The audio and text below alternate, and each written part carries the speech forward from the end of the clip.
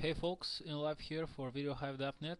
Thanks for buying my project, and in this short video tutorial I'll be showing you how you can customize it in a few steps. Now when you download the project, you'll have basically a project file like that and an additional folder. Now what is important to know is that in this folder is located another file which does not require optical flares. So if you don't have that plugin, load the project from the file from the folder called OF pre-rendered. If you have the optical flares plugin and want to modify the position of the flares or their color, you can load the project from simply the file that says glorious. I'll load the project from the pre-rendered version for the sake of speed, so stay with me. And here we are in After Effects. This is the project, and as you can see it is separated into scenes, and on the left in the project panel each scene has its folder here on the left. So to change anything you simply need to go into those folders over here and adjust the compositions inside. Let's make an example with a text scene. Here's like the first four are just text scenes, as you can see. Here we are. So we would like to we would like to change those two titles, the in live tutorial and the presents. So we need to find scene 1 folder. Here it is. Click it once, it will collapse, and we basically have two compositions that we're interested in. One is called text and the other one text2. To edit any of them, simply double click, say text, double click it, and here you have a simple text layer, and with your text on the screen on the left where the character panel is, you have all the controls to modify its appearance pretty much like in any other text editing program. You can change the font, the additional views here, the size, and anyhow you know that. To edit it, simply double click it and write anything you want, your name. Now this particular title is actually the large title over here, which flies over the camera, and it is in 3D. Now very important, I recommend for you using a font that has more straight lines and as less curves as possible.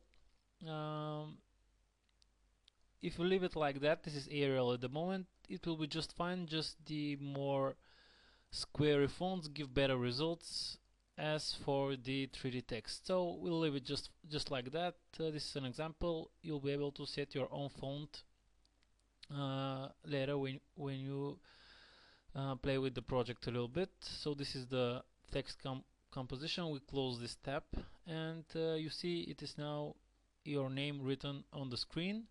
As for the presents title, it is under the text to composition. Double click it, rewrite it, your additional small title. Once you're satisfied with it, close the composition, and there you have it. You have customized the template with your own text. The same goes for the next 4 compositions. I won't be showing you those because it's pretty much the same operation. Let's jump to, here it is, scene number 5, where you have also a placeholder for footage or video, or as you decide, and you also know the old one text that you've already learned how to customize. Now as for the footage container, we need to find again scene 5. Here it is, scene 5. Open it. Now what you're basically interested in are those compositions, the footage one and again the text and the text2 compositions. I shift selected them, control selected them, and double click them, so each one opens in a separate tab. As for the footage,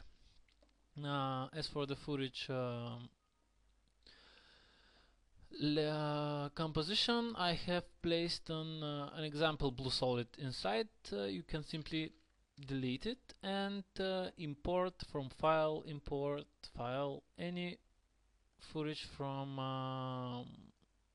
your computer. I have some videos of digital juice over here, so I'll just pick any video. Once you import it, it goes under the scene5 folder. Just drag it here on place. Sometimes, like in this case, you see it's much larger than the composition I've set. So simply go right click, transform, fit to comp, and if it is the same proportions, it will fit in the place I have decided the footage will be. Close it.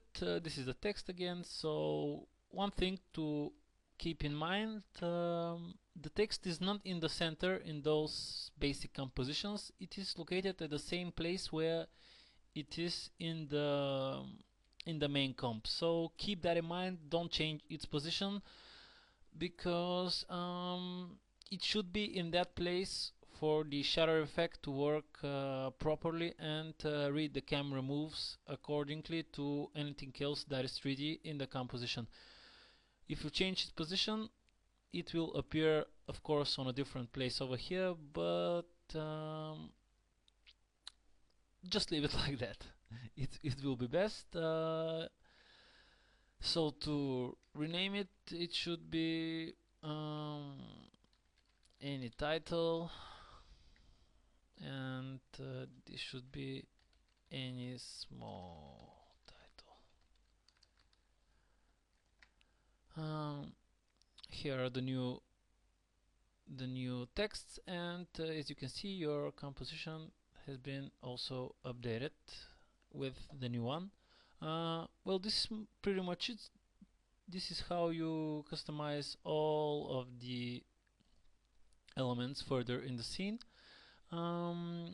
If you have the optical flares plugin, you can modify the colors of the flares, their position, and so on. Right now you can, if I double click the scene5 comp, at the moment, if you want to modify anything about the optical flares, they are now pre-rendered, and they are under the scene5 and scene5.1 MOV files that you can apply any effect to them, like let's choose something. The second one are the background flares and all those circles and so on, and the scene5 are those small flares that are streaky like, that appear where the text is. Just a sec.